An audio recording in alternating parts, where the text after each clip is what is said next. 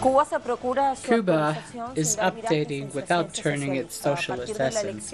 As of the election in last April of a new president that handed over power and knowledge from historic generation to the youngest generation of the revolution, a modernization constitutional process has taken place. A charter that must be updated according to times in this new international order, without renouncing to the socialist nature and without the Communist Party leaving its power. It continues to what the island is known for, social justice and internationalism. Cuba, new constitution is our new move for today. We look for events and actors involved.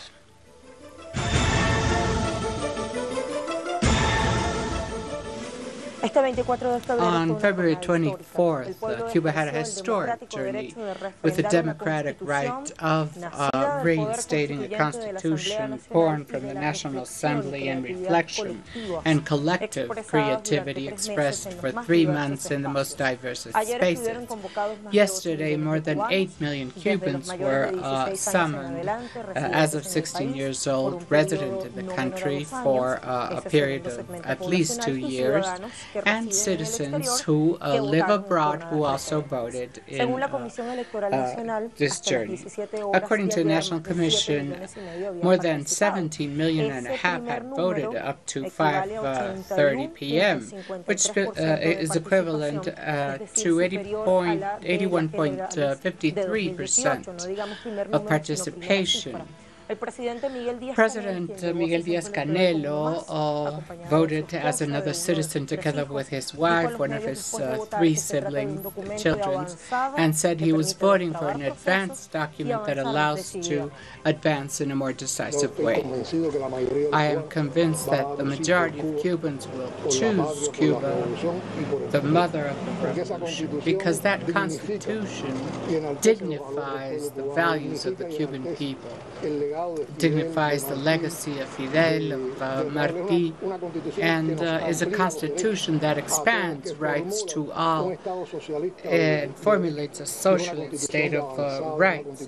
It's an advanced, modern constitution that will enable us to untangle processes and advance in a more decisive way. I think that today, February 24th day of continuity, would also be a day of celebration, joy, and reaffirmation of our convictions. We will now move to Cuba, located on the center of the Caribbean. Cuba, a natural archipelago of the Antilles Sea, one of the 3 independent states of the so-called insular state and one of the 35 of the American continent. It's a key of the Gulf based on its geographic position at the entrance of the Gulf of Mexico, and is the largest of the island of the illegal. It is a legally occupied territory in the United States, the Guantanamo Bay with a military base. It has a land base of 109,884 square kilometers. It has 15 provinces and 1 special municipality. Cuba has its capital in Havana, the largest and most populated city, and it has its main port.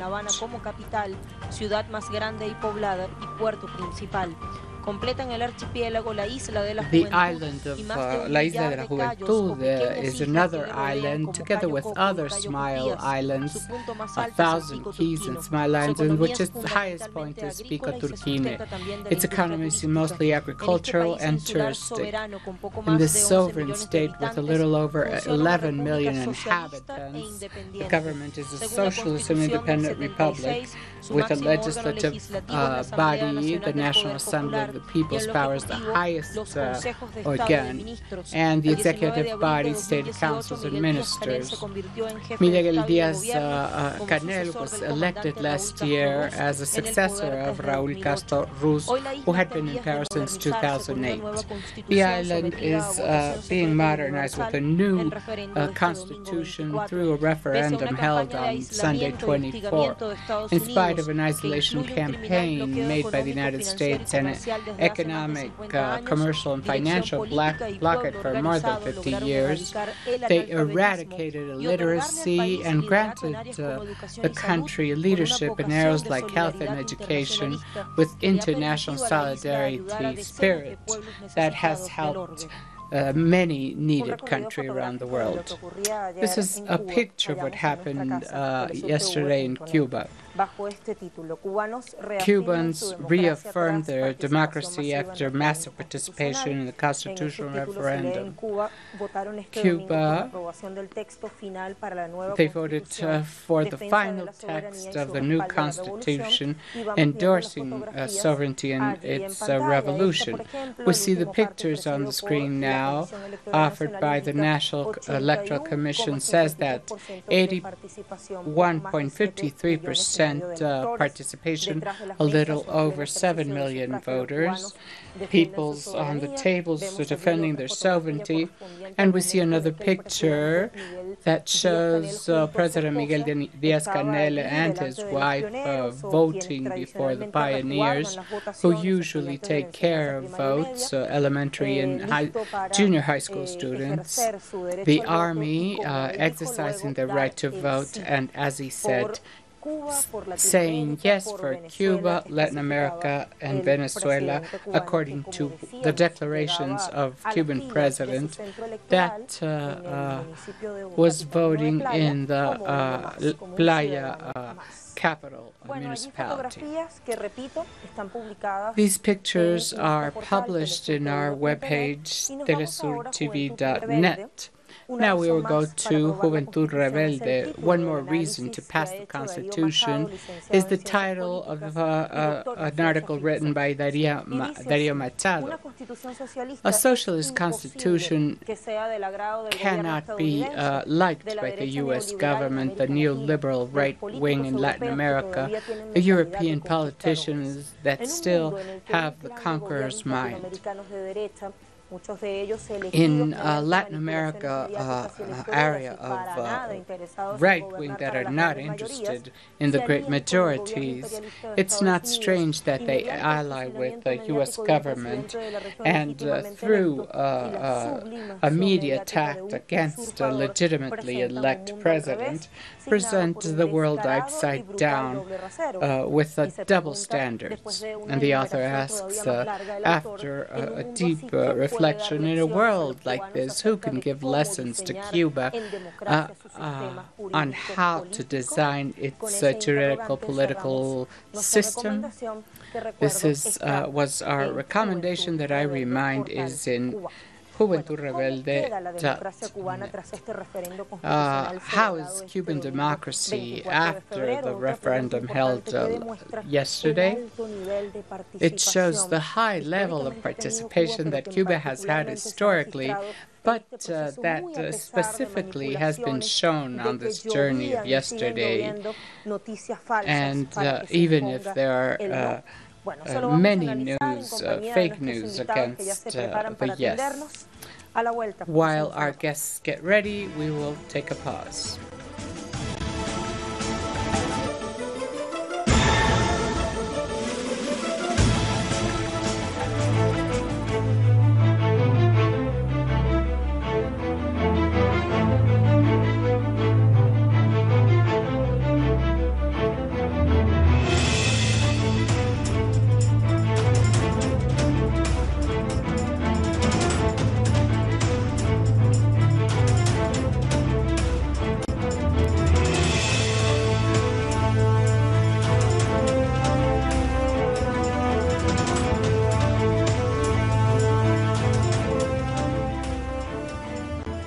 Cuba, a new constitution, unity, updating, and continuity. This is our critical move today. In a festive environment, people mobilized around the 15 provinces to ratify or not the new Constitution of the Republic, and they used the verb ratify because on December 22, 2018, the project was passed by the Popular Assembly in the 9th Legislature. Once the new Constitution was proclaimed, it will be enacted when it is published in the National Gazette. Let's go and see part of the background. Cuban constitutional law has three great phases. The first is colonial as part of the Spanish crown. It had the constitutions of Spain. Nevertheless, in that phase, 4 constitutional texts were written. The Independence War. The second phase is in the first half of the 20th century with bourgeois and economically dependent ideas. The third one is a revolutionary, the so-called fundamental law of February 7, 1979, after the revolution succeeded, where they wrote the goals of the revolution with political independence and economic sovereignty. It was the third socialist constitution, 1976. 97% of the voters passed the test in a popular referendum. In 1992, a constitutional amendment took place with a context similar to that of 1976, but changed 7 items on several national aspects. In 2002, referendum take place with participation of 9 million people. They accepted the constitutional reform and of 2012, and they insisted on the socialist nature of the revolution, the prohibition to negotiate under foreign threat. In July 2018, the Assembly created a commission of 33 congressmen that presented a new project to amend the Constitution, updated to these times. It amended 33 articles, incorporated 87, and eliminated others in the former Constitution. I will now go to Prensa Latina. Main changes in the draft Constitution plus pictures. This is written by Emilio Guerrero, published on December 20th, 2018. The review created more than 700 changes. It is collected in 24 chapters and 11 titles. Article 9 expresses as an essential role of the nation to ratify the socialist nature of the revolution. Article 20 recognizes the participation of workers in the planning, regulation, management, and control of economy. Forms of property, socialist, mixed, cooperative, and private. This is another innovative step. The state controls development, accepts marriage between 2 persons without specifying gender and sex, creates the positions of President of the Republic and First Minister to replace the current President of the State Council and Minister Council, and the provincial assemblies incorporates the figure of governor to heighten the popular power. For more information and in order to start our political analysis, we have Alien Fernandez. What does such high participation, even if the media campaign to vote for the no, we must need to the real needs, perhaps, and daily needs of the people? Hi, Lucia. Pleasure to greet you today. Yes, there are some things that could be set on the table to understand why the yes won and why citizens attended massively yesterday to elections, to the referendum. We're going to talk about things that go beyond the referendum. That was a great democratic exercise. For 3 months, citizens discussed in public assemblies each and every article and matter of this constitutional text, which led to more than 1 million interventions and to change the text in around 60%. But beyond the popular consultation, let's say that the referendum never took place. We're talking about a constitutional text that reflects interests, claims of the citizens for years.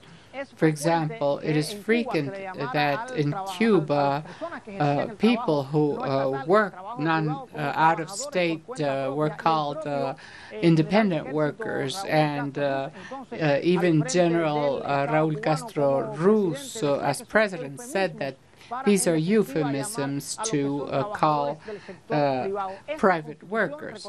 This constitution recognizes this way of private property. For all the last years, we have seen marches here, especially in Havana, every May 17. For example, the LGBTI community said socialism, yes, homophobia, not. This constitution condemns all kinds of discrimination, and even if the debate on marriage of two persons of the same sex is still in debate, when the new family code is discussed, these questions will be also considered. Another thing is that we had descendants. For example, there were people who were Spanish descendants who wanted that nationality. Double citizen cannot be questioned, and this, of course, talks about inclusion and how important this debate is. Therefore, we're saying that yes, the answer yes won, and because these are claims that are included in this new constitution and were written by all citizens. When we see that in other countries the legislative power is the highest power regarding laws, here we discussed among the citizens each topic. So a country where most citizens want the construction of a socialist project, but of course that is similar, goes with times. On the other hand, Lucia, something very important we must talk about is how a country that is usually questioned for its democracy is making this political exercise that has also been a thermometer and will be when the final results are studied, thermometer to measure the majoritarian consensus of the citizens to the socialist project and the continuity of the revolution. Eileen, thinking about what the people on the streets think, what do citizens, what are citizens sending, what message are they sending with a yes and with this majoritarian attendance? We must remember, Lucia, that one of the traditional strategies of the United States versus Cuba has been not only to close the country or block the country economically, but also to create an anguish in the people. It has been more related to psychological war using the media. And this has not worked because when we see elections like yesterday, when people are attending very early in the morning, enthusiastically, and of course there are debates. We cannot say that everybody voted yes, and that they all agree with 100% of the Constitution. There are matters that people probably would like to change, but there is consensus and the idea that the important thing is to defend a socialist constitution and that political, social, economic changes of the country have taken place. In the Foreign Affairs Minister said last week that during the elections, this would be the best answer to U.S. President Donald Trump, who last week attacked Cuba again and its socialist system in his traditional anti-communist rhetorics. And this helped the massive attendance of the citizens to exercise their right and to participate in a political exercise that strengthens the socialist project.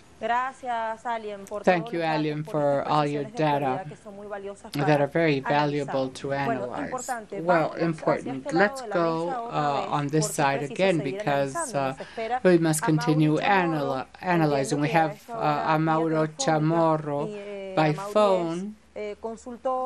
He is a consultant, strategist, and expert in regional politics, lecturer. A democratic exercise that is not frequent in world's history. Paradoxically, it reminded us of our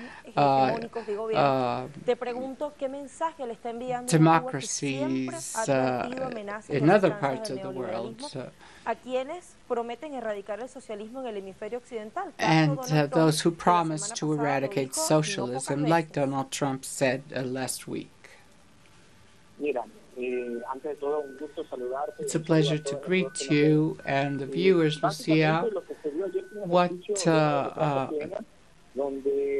this democratic exercise means is an act where Cubans are not only voting, but to be here in Cuba and look at observers at the time of vote counting and how people were voting and came to verify, also observers came to verify that democratic measures were complied. I personally have not seen in any country of the world.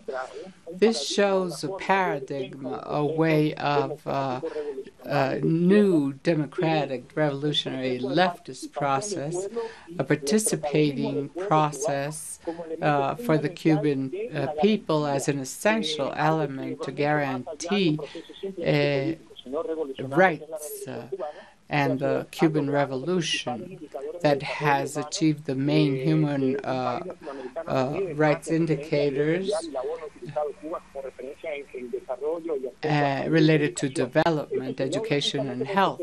And this is achieved with processes like yesterday's that not only has to do with the electoral process, but also it's a process of renewal,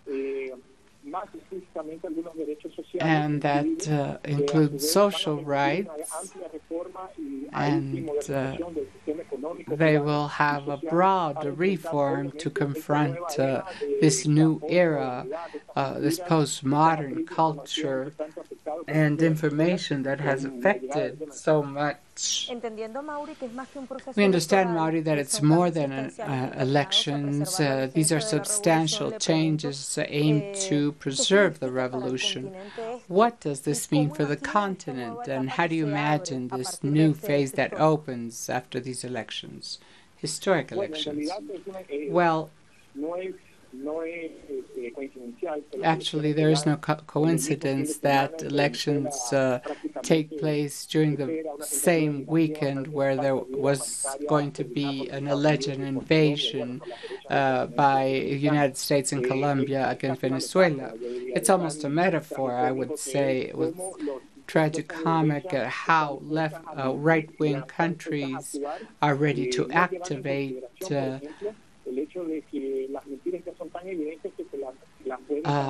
their hatred without considering the facts and tens of thousands of videos distributed in the media and accusing the Bolivarian forces. Cuba is the head of education and health, and it is accused of not having a democratic process on a day where Cuba, almost 90% of Cubans voted yesterday. So it's important to say that a democratic life is a life where the sovereign peoples take their own decisions, their own development model.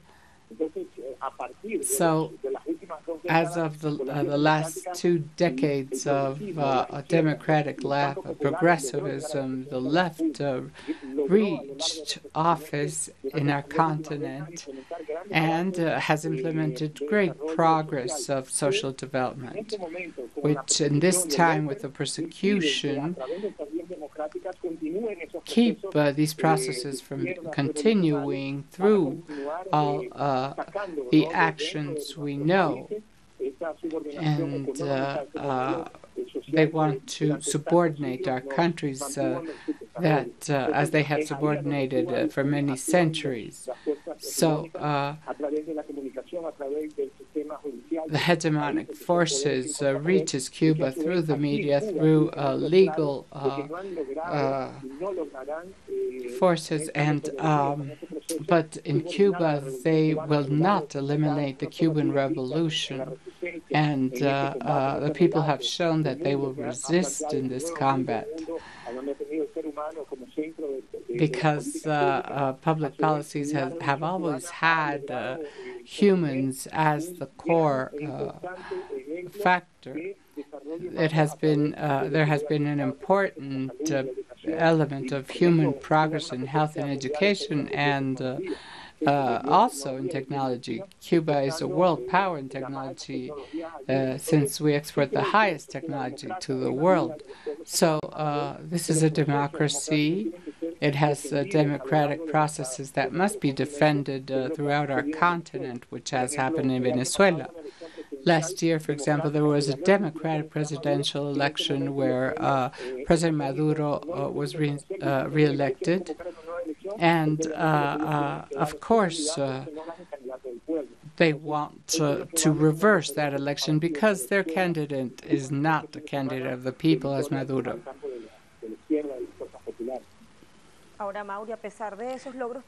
In spite of those titanic achievements, the U.S. blockade insists with its political blockade, and also the greater the financial economic blockade, the more the resistance in the island. Could imperialism reinvent forms and continue seeking asphyxiate the socialist system that prevails in Cuba? Well, now the battle will take place at the cultural level.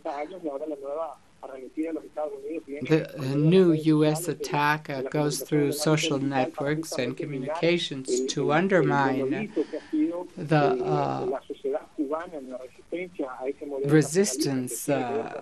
resistant Cuban society that has to do with its culture, its capacity of interpreting information. And social networks are the new borders of dispute between a socialist model that has had human being as the center of the process of economic development with a model of economic groups that only take care of their interests. So these new generations must implement a way of conceiving reality in the revolution. So the struggles between capitalism and socialism in order to attain an important rupture for the future generations to advance in the revolution, and struggles for identity and social justice. So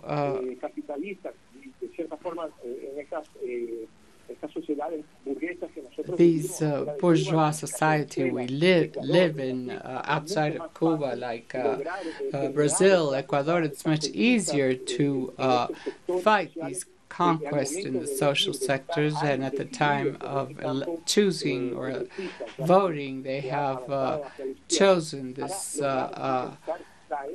leftist attempt. So it is key to understand the resistance, cultural, communication, political resistance in Cuba in relation to the U.S. empire for this model to be replicated. Social networks have advanced deeply in our societies. They are interpretation, human behavior, in order to analyze this, and together with the new realities, people start taking decisions, the new generations. So when the time comes in an election, they choose human development and the revolution. Thank you very much, Amaury, for connecting with us.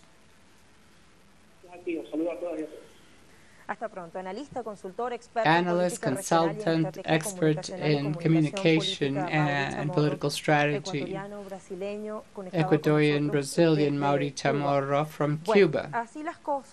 Well, we must advance towards another factor at times where the United States is opening the doors to the military intervention against Venezuela.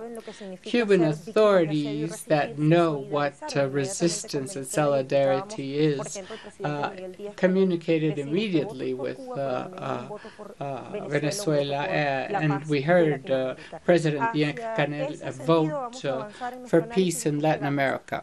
We will continue our analysis after this pause.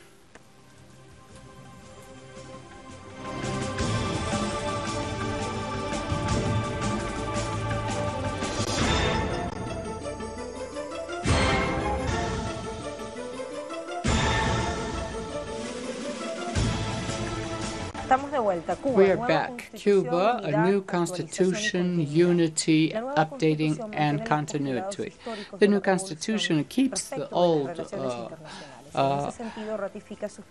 status of the ancient revolution and principles. The Minister of Foreign Affairs, Junior Rodriguez Parrilla, said that the new charter reaffirms the principles of foreign policy of the revolution, enriches them, and updates them.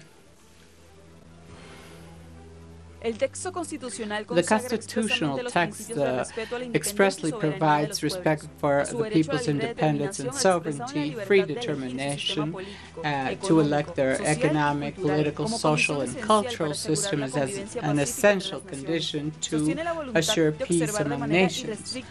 It observes the rules and principles of international law, in particular equality of laws, territorial integrity, independence of states, and the non-use of threats and force in international relations.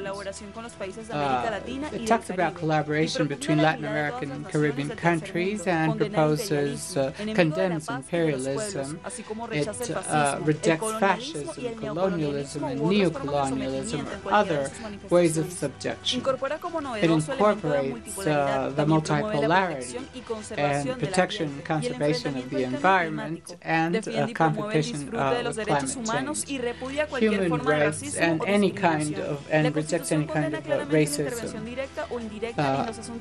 as well as direct or indirect interference in the internal matters of any state, and any other way of economic or political coercion, physical violence against residents of other countries, or other kinds of interference. It talks about the use and benefit of telecommunications in its territory, territory, complete disarmaments, and rejects the use of nuclear weapons.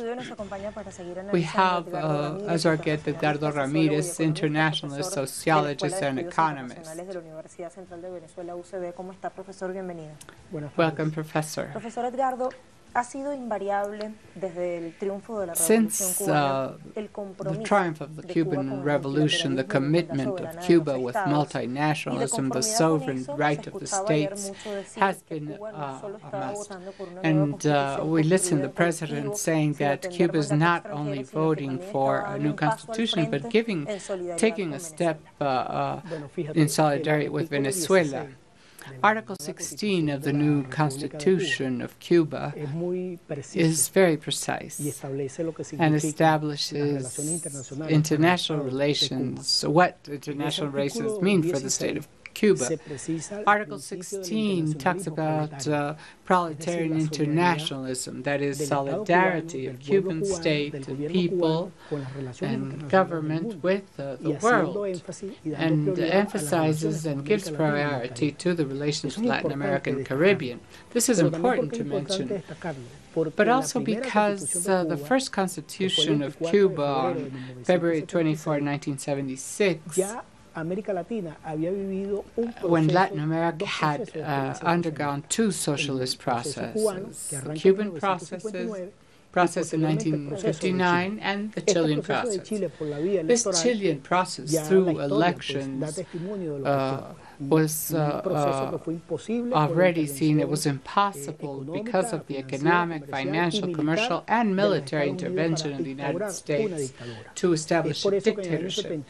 This is why in 1978 there's a first reform of the Cuban Constitution, and later in 1992 a new amendment is made after the fall of the Cold War, the Berlin Wall, when Cuba is fenced by imperialism, and they saw the need to make an amendment within the special period. And the last one in 2002, we can see that these four processes took place under the leadership of Commander Fidel Castro Ruz. Now, today's context, in today's context, Cuba has maintained socialism for 61 years as the system of the organized society and state. This reformed state with the participation of the Cuban people, but with a 60-year experience. It's important to say that Article 229 of the new Constitution establishes two things that are reversible. That first, it establishes socialist system, and something related to Article 16, that Cuba in no aggression context will negotiate its international relations and principles of integration, peace, and union, and reciprocity with the peoples, states, and governments that have established a zone of peace in Latin America and Caribbean. This is important to say with Article 16. And President Díaz-Canel yesterday said it precisely. It's a vote for Venezuela. But the vote for Venezuela means the vote for socialism, the anti-imperialism, the vote for the people, and our right to choose the system we want without any pressure of U.S. imperialism. This imperialism, we saw what happened this weekend with a plan full of false flags in the border with Colombia and with Brazil. And then on Sunday 24, with this referendum that has a trend to yes, it was defeated twice with a tool that was that resulted from the democracies that liberal capitalistic countries have. These are two defeats we have with our tools. So capitalism and imperialism is further away from democracy, and socialism is closer to the people's participation in taking decisions inside. So what happened in Cuba, we're talking about more than 85%, We have to still wait for total results, but until yesterday, it passed 85% of 8,660,000 inhabitants that voted for the Constitution. And the other fact is Venezuela, how we reaffirmed our process in peace, serenely, without following in provocations, and a masterly conduction of President Nicolás Maduro. And we know that Venezuela will resolve its problems through peace, dialogue, and on a table of negotiations that has the interest not only of Venezuela, but Latin America and the Caribbean on the first. Fidel said that in order to save the revolution of Cuba and all our continent, we have to support each other soundly, otherwise we would fail. And this was declared by Cuban President Miguel Díaz-Canel. What we lived in the border with Colombia and Venezuela, this aggression is mainly aimed to the peoples, oriented to the Bolivarian Revolution, Cuban Revolution, but also the first thing the peoples have to learn is that we must defend our identity. And this economic, media, ideological war is also cultural. They're trying to fracture our identity. They're seeking for peoples to migrate and standardize culture. It's easy to defeat people when they don't have any culture. I was also surprised by the lack of dignity some governments have. A group of presidents on the Colombian border seemed like clowns. What were they supporting? All those presidents have more problems than what we have. Cuban President Miguel Díaz-Canel after voting. What is at stake in Venezuela? The future of imperialism or peace? What Cuban President Díaz-Canel said is that peace and unity, as well as Latin American Caribbean identity, are at stake. The identity is being anti-imperialistic, the identity that only union and integration of the states and Latin American peoples can organize society under, not under imperialistic sponsorship, but the reasoning of the 21st century. It is dialogue, commercial exchange, transparency between the peoples, the states, and mobility of the peoples in all Latin America and the Caribbean, and especially peace, because peace allows us to assure the level of justice and happiness in Latin American and Caribbean peoples. This is what is at stake in Venezuela. Venezuela, as in the 19th century, the liberator expressed our need to be independent and free. Today, in the 21st century, under the principles of Fidel Castro, the Bolivarian principles, of course the same as Commander Chavez, is that we will resolve our problems in peace and union and integration. There is a meeting of the members of the self-called the Group of Lima. Yes, the assault will be stronger. Imperialism, while it is wounded, is dangerous. This is why it is important for us Venezuelans and Cubans also, and Nicaraguans, so the troika defined by Trump, it has to strengthen unity around its head of states for us to free a society and live in peaceful conditions, covering the needs of the three peoples. We ask to stop the blockade to these three countries, to stop war, aggression, because we have right to self-determination. President Donald Trump, during the last week or days before this constitutional referendum in Cuba, attacked communism and reinstated this campaign in a re-edition of Cold War, but there's a clear tendency to, yes, a single word expressed in a sound way. What does this mean in this order or international order disorder where terms like democracy, freedom, human rights are used randomly? Politics is based on lies and dividing, and these principles are based especially on making the world believe that multilateralism is not an option for international relations. But on the other side, Luciana, it's very important to say this, the U.S. government is not interested in international laws being viable. They are interested in having a world of chaos where they can take over natural resources by force. And this is why President Trump, the supremacist state of the United States, supported by these new elements, they prefer that multilateralism does not exist.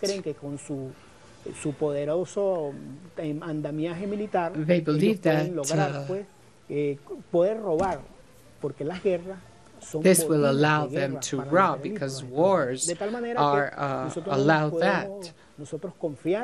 So we cannot trust, not even that statement made that the U.S. Congress can't impede military aggression to President Trump. When they go to war, they even go beyond their own constitutions. Not the first time they've done it. Thank you very much for your time, Professor. We now go to our conclusions and final ideas.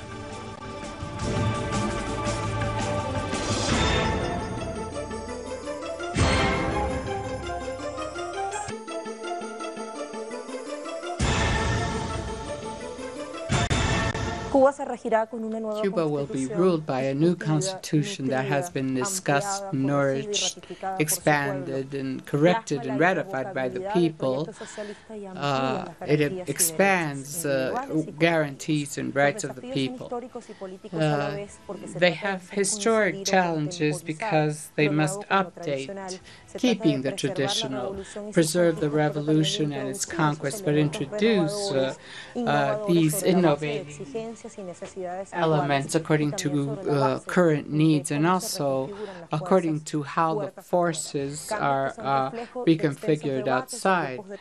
After work groups, debate, in the National Assembly, together to Venezuela, Cuba is a key space in the Caribbean. And this is why this journey on February 24th has been a tribute to Latin America and the Caribbean, and especially a historic ally like Venezuela. This is the end of our critical mood. We thank you for trusting us and being with us.